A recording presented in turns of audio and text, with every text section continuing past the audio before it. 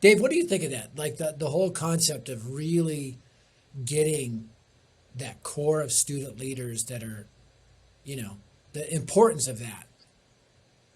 Yeah, I think it's absolutely important in Scripture, and it probably, if I were to pull back from all kinds of all the research I've done, I favor some way of doing some research that sort of locks in on the role of exemplars and models to get us to where we want to go.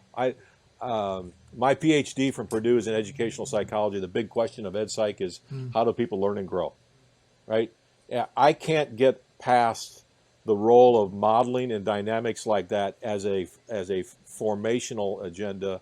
It's clear in Scripture. It's what Jesus did Mm. strategy wise. It's what Paul invites them to do. And so in evangelism remixed, we call out, when a kid sees a friend lead their friends to Christ, they are going to be exponentially more effective themselves. And by Mm. the way, next level when they happen to see their parents do that. So Mm. nobody, I mean, that's like the biggest thing. It's just like I need to see this, what this looks like. I need to see it because my brain doesn't work that way otherwise. So that's why I think your 10% is just brilliant, and it's crucial. And frankly, I think it's also embedded in Jesus' strategy. You know Yeah. what's he by many measures, common youth group measures, you got this zenith of an experience with Jesus, 5,000 people. Hey, I can't wait for that event to be, but he whittled it down, and there's 120 in an upper room, right?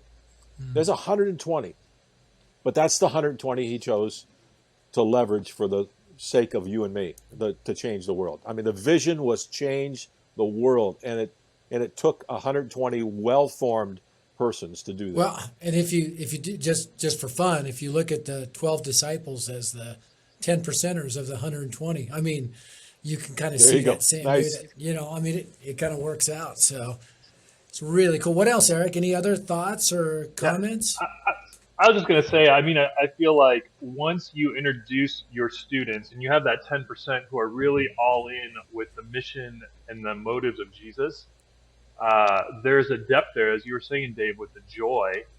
But you really resonate, I think, with they understand who they are, what their purpose and their role is, and the community that they do it with, right? The 10 percenters, And I kind of echo back to Kara Powell's podcast interview that you had, Greg, where students are asking three big questions, right? Mm. Who am I? What is my identity? What is my where do I belong? And what is my Mm. purpose?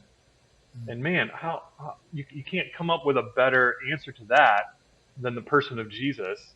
And Mm. if you can find your identity and your belonging and your purpose first and foremost in Him, then that joy and that the heart of Jesus is going to rub off on you, and is going to transform that culture of your friends, right? And you're going to be unstoppable.